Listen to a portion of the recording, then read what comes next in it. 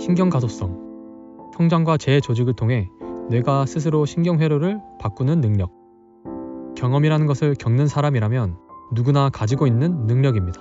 오늘은 우리 모두 갖고 있는 뇌를 변화시키는 능력인 신경가소성을 어떻게 대해야 하는지, 어떻게 활용해야 최적의 효율성을 낼 수 있는지에 대한 영상입니다. Plasticity is not the goal. Plasticity is never the goal. Plasticity is simply a state or a capacity for our nervous system to change. Plasticity is just change. The real question is, what are you trying to change? And specifically, what end goal are you trying to achieve? Specific end goals might be extremely specific, like you want to learn how to speak a particular language, or you want to learn a new motor skill, or you want to get very good at calculus, or you'd like to forget the bad emotions related to a particular human being or experience. Or it can be more general, like you'd like to be more creative. We'll actually talk about creativity today. Or you would like to achieve more focus, or you'd like to be less stressed. So it's very important that you understand that plasticity, 가소성과 가소성을 달성하는 것이 두뇌 최적화라고 부르는 첫 번째 단계라고 이해하는 것은 중요합니다. 여러분의 뇌는 항상 가소성을 원하진 않습니다. 뇌는 일생 동안 변화할 수 있는 능력이 있지만 매일 밤 잠자리에 들 때나 깨어날 때 연결이 재구성되어 우리가 누구인지, 어떻게 걷는지, 어떻게 먹는지 잊어버리는 것만큼 가소적이지는 않습니다. 우리가 매일 스스로를 재구성해야 할 정도로 견고한 가소성이나 지속적인 가소성을 갖고 있지 않다는 것은 좋은 일입니다. 그렇기에 우리의 삶에 연속성을 주는 것이죠. 그러니 기억해야 할 건 가소성을 목표로 하는 것이 아니라는 겁니다. 목표는 가소성에 접근하는 방법을 알아낸 다음 그 가소성을 달성하려는 특정 목표나 변화로 향하게 하는 것입니다. everybody's different, but there are some common features of how we are all put together at the level of the nervous system and body that direct us toward particular practices, particular routines that can be especially powerful for neuroplasticity, which relate to the plasticity between the melanopsin cells, these sunlight detecting, bright light detecting cells in our eye, and the circadian clock. I've never said this before on this podcast, but it turns out that the connections between these melanopsin cells and the circadian clock are plastic throughout the lifespan. There's a massive configuration of the connections there, and a cell type called the astrocytes, which are a glial cell, are actively removing and reinforcing connections between the eye and that clock every day. Now, this is incredible because other aspects of your brain that, for instance, represent you knowing who you are when you wake up in the morning, or what your name is, assuming that you're old enough that you've already learned your name. One of the first things kids learn, it's something we rarely ever forget. Those connections are changing all the time, every 24-hour cycle. So there's an opportunity for short-term plasticity. So that's why I view sunlight first thing in the day. It helps me wake up. The other thing that I do is that there's a circuit that exists between the circadian clock and our adrenals that I've talked about before that triggers the release of cortisol first thing in the morning that wakes us up, especially when we view light.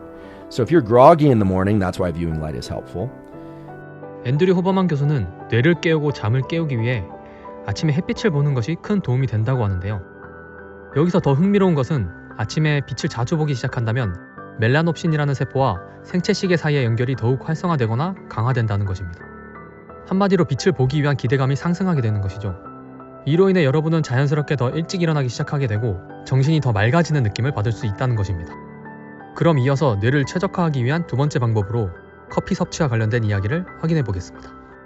The other thing that I do is I delay my intake of caffeine for the first 2 hours that I'm awake. Now, this can be very painful for people, but earlier we talked about the adenosine system and how the accumulation of adenosine makes us sleepy, and caffeine suppresses adenosine, it makes us feel alert. 후버만 교수가 앞서 언급했듯 아침 일찍 카페인 섭취를 하는 것은 물론 몽롱한 정신과 집중력에 도움을 준다고 합니다. 다만 여기서 중요한 점은 아침 일찍 카페인을 섭취하게 된다면 우리 몸의 호르몬을 분비하는 부신이라는 곳에 코르티졸을 방출하라는 신호를 보내게 된다는 거죠. 이렇게 된다면 잠에서 깨어날 때와 깊은 잠에 들어있을 때 수면을 촉진시키고 각성을 억제하는 역할의 아데노신이 억제됩니다. 또한 카페인을 너무 일찍 섭취하면 아데노신이 수용체 등을 놓고 경쟁하는 메커니즘에 있어 오전 중에 충돌이 일어나게 되죠. 왜냐하면 카페인이 작동하는 방식은 카페인이 아데노신 수용체를 점유하고 있으면 아데노신을 억제하는 자연적인 내인성 메커니즘이 실제로 작용하지 않기 때문입니다. 따라서 뇌에서 부신축까지 가소성의 대상이 된다는 겁니다. 그러므로 카페인을 아침에 일어난 뒤 약 2시간까지 지연시킴으로써 생체 시계와 부신에서 분비되는 코르티졸 사이에 존재하는 신경회로를 포착하고 강화할 수 있으며, 또한 아데노신 수용체를 비워두게 되면 카페인을 사용하는 대신 2시간 후에 자연스럽게 긴장을 풀고 집중력을 높일 수 있다는 겁니다. 앤드류 후버만 교수는 카페인을 섭취하는 시간과 더불어 언제 운동을 하는가와 뇌 최적화의 관계에 대해서도 이야기하는데요. 이어서 영상 확인해 보겠습니다. The research shows that at least for performance, afternoon exercise might be better in terms of avoiding injury, etc. And matching body temperature to mental alertness, etc. It's pretty clear that exercising early in the day not only biases us towards waking up earlier, but that it also triggers the release of things like epinephrine and other neuromodulators. 오후에 하는 운동은 체온이 상승하고 체온에 맞춰 정신적인 경계심을 갖게 하는 등의 측면에서는 더 나은 것으로 나타났습니다. 하지만 이른 아침이나 오전에 운동을 하게 된다면 이러한 신경조절 물질들은 늦은 아침과 심지어 오후까지도 각성과 정신적인 예민함의 수준이 높아진 상황에 도움을 준다는 것입니다. 이른 시간 운동을 하면 하루 종일 에너지가 넘칠 수 있고 전반적으로 운동 후에는 더 많은 것을 배울 수 있는 상태가 될 것입니다. 아침에 일찍 일어나서 행동하는 것에 어려움을 겪는 분들은 잠에서 깨어난 후 1시간 내에 또는 적어도 3시간 이내에 운동을 하면 더 많은 집중력과 에너지를 얻을 수 있을 것입니다. 더불어 행동에 치우친 느낌을 더 많이 받을 수 있고 무기력하지도 않을 것입니다. 하지만 때로는 운동 후 졸음을 느낄 수도 있는데, 이는 평온함과 이안을 가져다주는 다량의 탄수화물 식사가 뒤따르거나 고강도 운동의 가능성이 높기 때문입니다. 또한 집중력의 적인 졸음과 관련해서도 탄수화물 섭취가 영향을 미치는데요. 이에 대한 후버만 교수가 전달해주는 정보, 영상 통해 확인해 보겠습니다. And in just as a general rule of thumb, fasted states and low carbohydrate states, I'm not talking about a keto diet round the clock or all week, but fasted states and low carbohydrate states lend themselves to alertness. And that's because carbohydrates are rich in tryptophan and they tend to lend themselves to sleepiness. Of course, ingesting large amounts of any kind of food, any substance that fills your gut will divert blood to your gut. So if you eat a lot of food, regardless of whether or not it's a lot of carbohydrate or not, you're going to generally feel more sleepy. Now, many people, including everyone, use food to modulate their levels of autonomic arousal. And typically eating shifts us more towards a state of calm, and fasting shifts us more toward a state of alertness. And these are hardwired circuits that relate to the need and desire to find food, which requires action, or the so-called rest and digest system, which it diverts our resources and our energy towards digestion and makes us feel calm. 마지막으로 여러분은 집중하기 위해 공부나 작업을 할 때 노래를 들으시나요?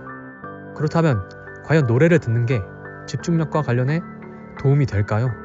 I think many people out there will relate. Mid-morning is when many people tend to achieve their peak in alertness and focus. Now, many times I get the question, and this what I'm about to say is directly related to the hundreds of questions I got about this.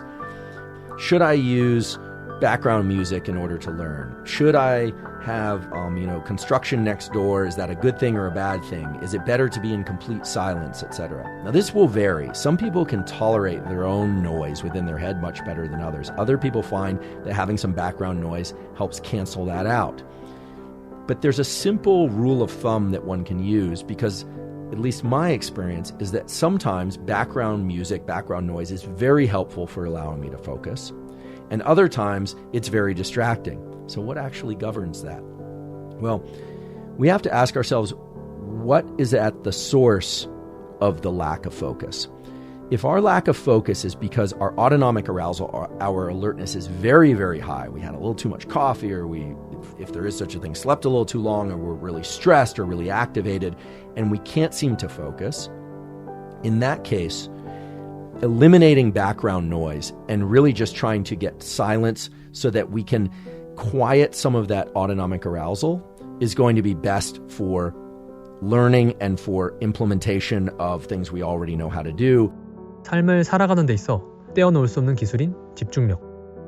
오늘은 뇌과학자 앤드류 후버만 교수의 집중력과 더불어 뇌를 최적화하는 방법에 대해 알아보았는데요. 여러 가지 습관들을 바꾸는 과정 속에서 앞으로 집중하기 어려운 상황을 헤쳐나갈 수 있을 것이며 한 걸음 더 발전해 나가는 자신의 모습을 만들어갈 것입니다.